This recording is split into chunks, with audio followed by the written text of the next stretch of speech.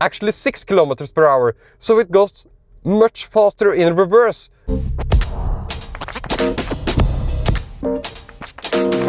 Hello and welcome to AutoSpec and welcome to stormy Norway. This is the XPENG G9 and this is the XPENG to go for.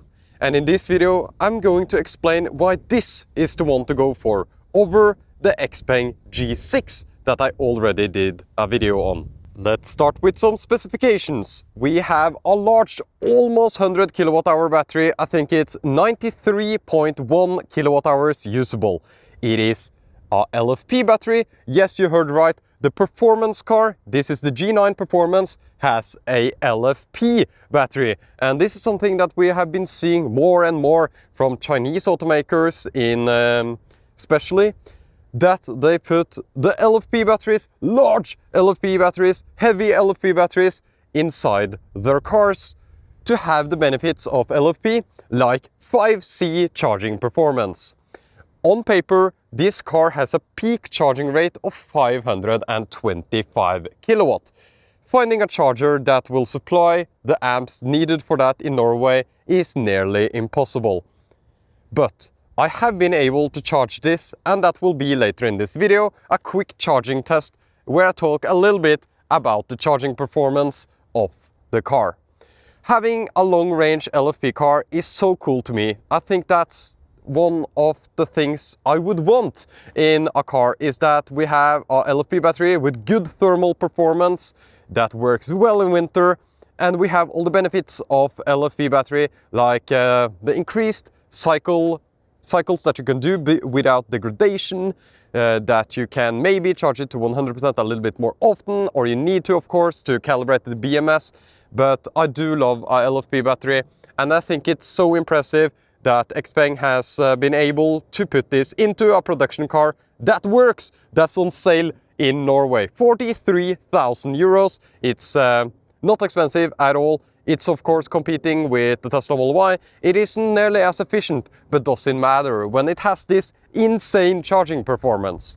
This is again the G9 Performance. We have an induction motor in the front and we have a permanent magnet motor in the rear. So this is a primarily rear-wheel drive system. And yeah, I have been super impressed with this car, especially coming from the G6 that I did a video on. And it had a few issues that I didn't like, especially when it comes to the driving.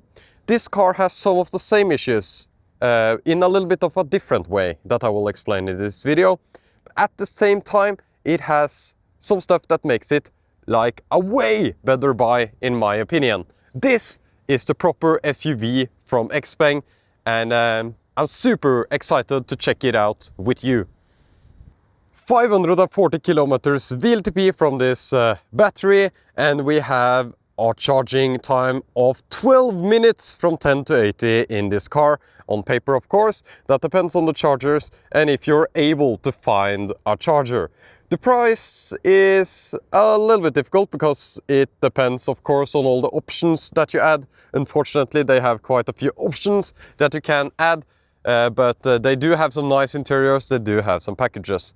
I think you're able to configure one around 50,000 euros, but this spec here is around 57,000 euros. It's a much more expensive car than the G6, but it does have some very clear benefits over the G6 that might be worth it for you. And I think that this is a car that you can spend a little bit more on because it's significantly better than its little brother. You buy this car because of the storage space. Of course, it has great performance, great charging performance and everything, but you only buy this type of car if you want the type of size this has.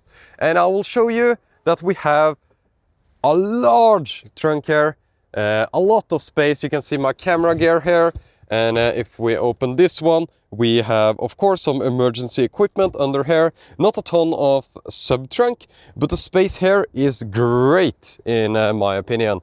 It's more than, for example, the Seeker 7X, I would say, and more than the Model Y in terms of trunk space, and it's very, very usable. We have a large subwoofer. I will talk about the sound system a little bit later. It's not the greatest sound system, unfortunately. We have a 12-volt outlet in the rear, and we have buttons for putting down the seats electronically. You can not take them up electronically. I'm not sure if that's an option or not. So that's, for example, a downgrade from the Model Y. But in general, the materials around here is great. We can reduce the height of the car to make loading easier with the buttons here, because the car, of course, has air suspension, which is a major benefit of the G9. And the air suspension feels pretty good. So, of course, we will get to that once we are driving. We have a loading net here, we have the partial shelf here, and we have hooks for your grocery bags. And more speakers, and we have this suede headliner, which I think just feels like Alcantara. It feels good, it seems high quality. A little bit of hard plastics here, but nothing like the end of the world or anything. It works pretty nicely. So a good trunk here with good amenities. We have some loading protectors here. We have metal hooks, 4 of them. So that's very German, I would say, but something that people actually appreciate, that you can use these because, for example, if you have a dog crate, you can lock the dog crate into these for safety. That's the rear trunk. So when we close it, we get the rear light bar. And I also have to mention that I like the design of the G9 so much more than the G6. It looks so much better. Now let's take a look at the charge port. Actually, I have issues opening the charge port from here. So let's just move inside the car and open the charge port, and I can show you the door handles, which are like this. I think you can get them to pop out as well if that's something that you like. To open the charge port, you just press this button and the charge port will open, and it will seem familiar to many of you if you are used to, for example, a Macan EV.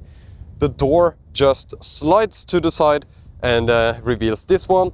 This one is super annoying, especially when it is outside and the door closes. So the first thing I will do as a G9 owner is to rip this off. That's enough of the charge port. You can now see that the door handles are actually popped out. So that's something that they do. The rear seat. The rear seat in a Chinese car should be great. Let's close the door because it's so windy outside. So roomy. Super, super roomy. And we have some adjustments here, I think. We have a thigh support that you can adjust on the side of the seat here. You have a good height down to the floor, and it's comfortable. It's nice inside the rear seat of the XPENG G9. Materials wise, they have this XPENG leather that I like to call it. It's similar to Kia Hyundai, but it's a little bit better in my opinion. It's quite matte and good quality. It's not the best, but it works for me. The black headliner of course continues, and the black headliner makes it look so good inside there, especially with the white interior. Look at this. The white interior is definitely the interior to go for. Since these are manual up, you have to press them like this to get them up manually. Let's take a look at the cup holders here. And the cup holders feel better than in the G6 here. And here you have some storage compartment. This one doesn't feel that premium, to be honest.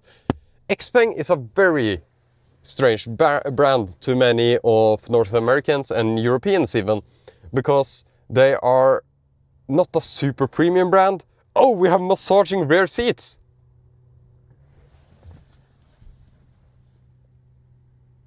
We have massaging rear seats. That's insane. So you adjust it with a button on the side. I will show you that later. The massaging in the front seat seems better, but I think you can adjust how much you want it to actually go. And you have different massaging programs and stuff. So that means that you have 4 seats with massage. You have this one, this one, this one, and the one I'm sitting in now, which is great if you like massage. And I do actually enjoy that. We have manual vents here, which is fine. Manual vents is my preference. We have a compartment here for storing stuff. and we have a USB-A port, which I thought was left behind 10 years ago. Then we have a USB-C port here. I think a USB-A port looks so unpremium. I would rather see two USB-C ports with some proper power for your devices. We have heating and ventilation, but not at the same time, like you can see here in the rear seat. Still, ventilated rear seat is definitely a luxury feature still. You can recline the seat backwards, that's very typical of Chinese cars. Let's see how far back we can go. Like this. So this is definitely a comfort cruiser in the rear seat with massaging, heating, ventilation and reclining of the rear seat. We have tons of headroom. I'm 176, but even if I was like 190, I think I wouldn't hit this roof at all. It is actually the tallest amount of roof I have experienced in a long time in a rear seat of a car. Of course, the seat is a little bit reclined now, but still. We have speaker, handlebar. We have a hook here for your suit. We have a very cold light, and we have this giant panoramic glass roof. Front of the XPENG G9. Again, we have this white interior, and I think it's very well done. We have ambient lights, of course, but we have a wireless phone charger here with NFC. That's for your key card, I think. And you have ventilation for these. The problem with this wireless phone charger is that when you're driving, your phone will fly out of this one. But I'm not sure if that's just my driving or if it's an actual concern. You have small Chinese cup holders. These will not fit American drinks. We have more space here in this compartment. It can be opened from either side. Very smart, soft, plush, matte leather here. Very nice. And here is the front door card. We have a real metal grille here, so that's premium. We have this type of leather, which is my least favorite type of leather, when you can see like the texture like this. I rather have this one, as long as it's matte. Doesn't really matter too much because the materials are nice. Materials is such a big upgrade over the G6 that I tested. The G6 had a headliner which looked weird. This one has a more Alcantara feeling headliner. It has soft touch plastics down here. It has way better materials than the G6. Still a plastic grille down here. You have this type of leather, which I said that wasn't my favorite, continuing all the way on the dashboard. So you have soft touch here. You have soft touch around the screens. Here is a little bit harder, but you have this soft touch, nice stitching, and white interior is the one to go for. The white interior looks amazing in this car. You have a passenger screen. You have the main driver screen, which is good. It lacks a little bit of contrast. You have the screen here. You don't have a heads-up display, so this is the screen that you have to look at while driving. You have the steering wheel, which unfortunately is the same as the G6. It just doesn't feel that great. You have similar stalks to the G6 again. Everything here seems very similar. In this spec, we actually don't have the digital rear view mirror. I'm sure that's something that you can option. We have the enormous mirror here, which is great, I guess. You have a sunglasses holder, and you have the same type of enormous mirror with good lights in the rear. I think one of the favorite things about the interior for me is actually that we have massaging, and we have heating and ventilation in the front seats as well. That it looks white and nice, which is my favorite type of interior, light interiors. Of course, if you don't like that, you have multiple options for interior. And the headliner together just makes this car look and feel so much better than the G6 inside. It's still not perfect. I don't like these silver plastic pieces.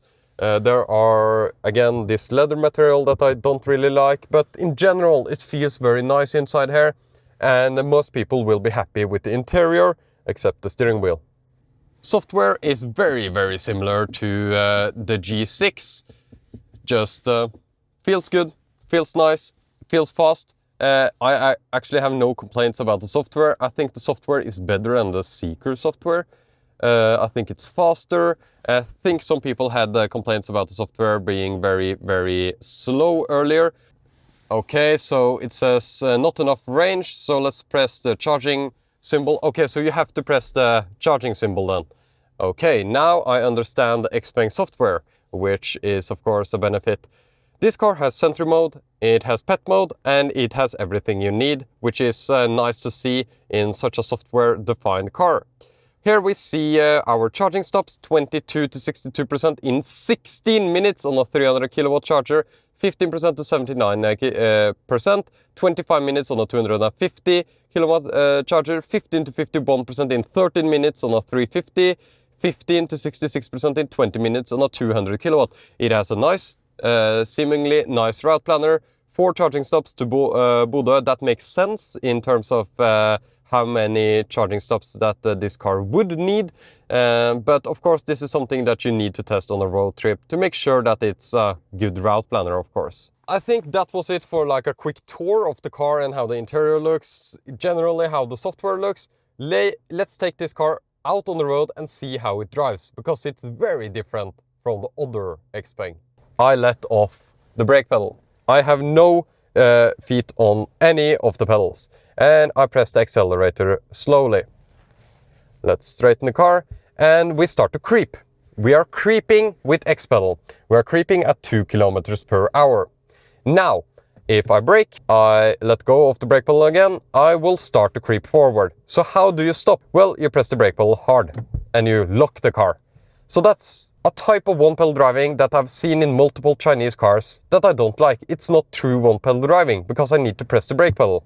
I want to steer the car with the accelerator, not the brake pedal. Now, the main problem here is that if I go into reverse, I haven't locked the car, so once I let off the brake pedal now, I will go into reverse. And now it creeps up to 5 kilometers per hour, actually 6 kilometers per hour. So it goes much faster in reverse than front. So let's brake here, let's shift into drive, let's let go of the brake pedal, and the car creeps forward at 2 kilometers per hour. Another problem is that if I want to go into reverse now, I have to press the brake pedal, and it warns me now that the shift failed. This is the shift failed sound effect that happens all the time. I want to shift from drive to reverse without going through the brake pedal. And that's my main gripe with XPENG G6 and XPENG G9. It is the same with both of the cars. Now, enough about the one-pedal driving tuning. In general, it feels okay at slow speed, but there are many cars that are better than this car at slow speed. It is time to take the car out on the road and see how it drives. We are again in comfort suspension because I believe that's how you should drive this car. It's fast, again, quick, nice, like it is not super bad driving car, but again, it's disconnected from the road. It doesn't feel that fun to drive. And of course, many people don't care, they just want the comfort. And this car definitely has the comfort with the air suspension. And I think the air suspension in the G9 just fits this car so much better than the spring setup that you find in the G6. Just a much better solution, much better feeling. And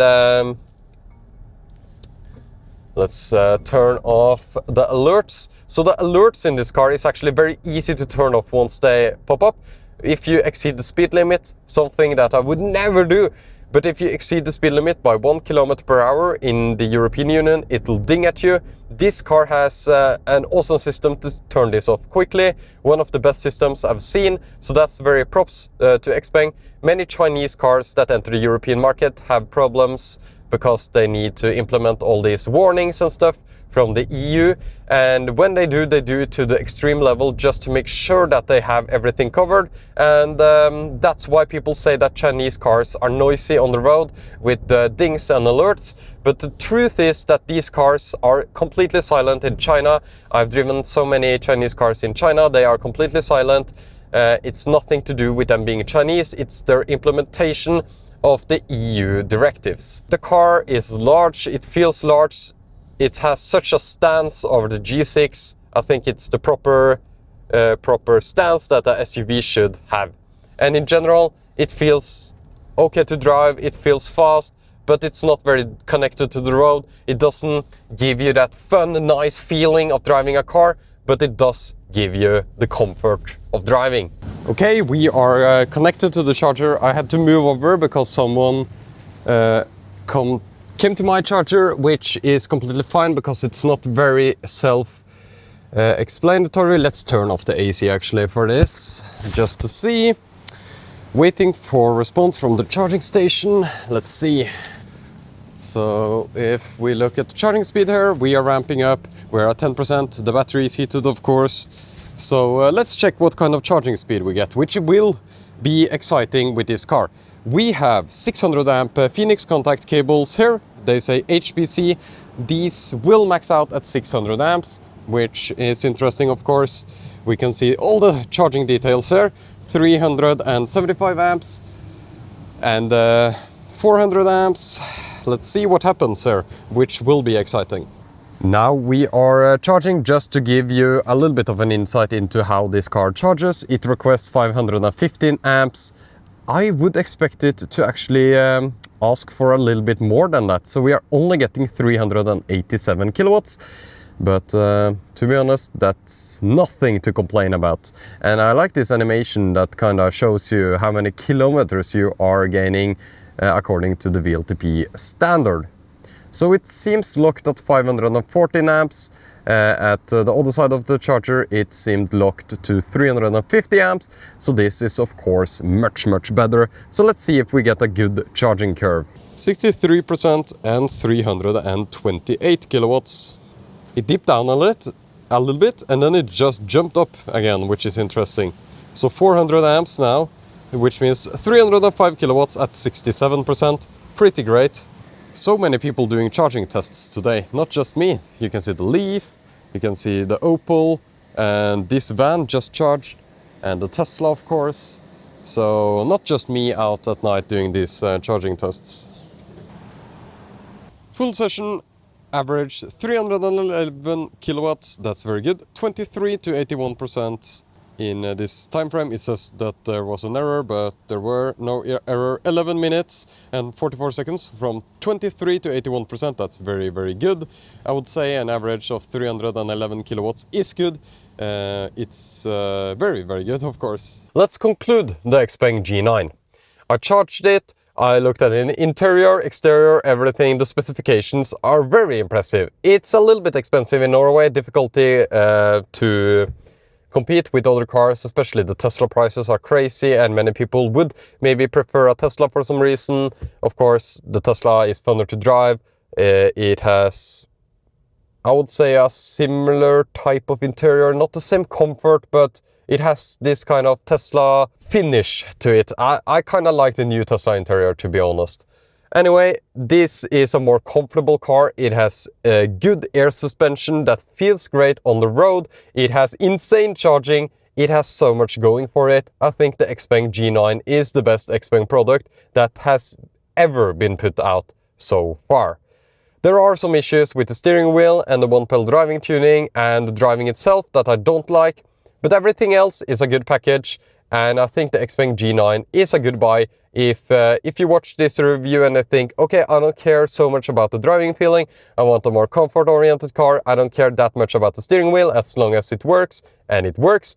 The buttons are actually pretty nice on the steering wheel, so there are many good things about the new XPENG G9, mainly being the battery, LFP, longevity of the LFP battery, the charging performance, and the software seems pretty good. It has dog mode, it has everything you need in that sense. The app is good. I've tested the app.